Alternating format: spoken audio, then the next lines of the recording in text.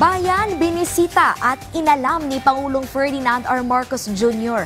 ang kalagayan ng ating mga kababayan na sinalanta ng Bagyong Tino sa Negros Occidental.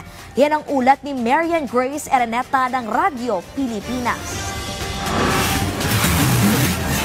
Upang personal na alamin ang kalagayan ng mga pamilyang apektado ng Bagyo Tino sa Moises Padilla, Negros Occidental, bumisita rito kaninang umaga si Pangulong Ferdinand Marcos Jr.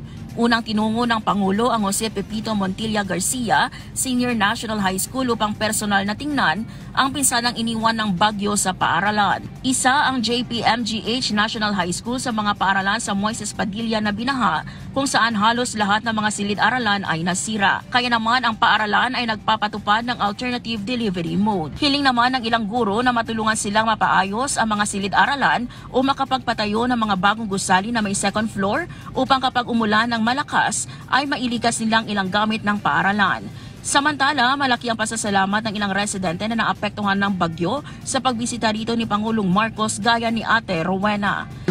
Ang masasabi ko lang, nagpapasalamat ako sa Panginoon nga yung nakapunta dito si Presidente at sa aming mayor, salamat mo kami. Hindi kami pinabayaan kahit paano na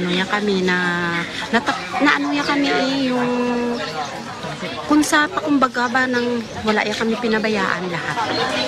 Sa ngayon, walang tigil ang lokal na pamahalaan sa pagtugon sa pangangailangan ng mga naapektuhan ng Bagyong Tino dito sa Moises Padilla, katuwang ang mga iba't ibang ahensya ng pamahalaan. Mula rito sa Moises Padilla, Negros Occidental para sa Integrated State Media, Marian Grace Araneta ng Radyo Pilipinas, Radyo Publiko.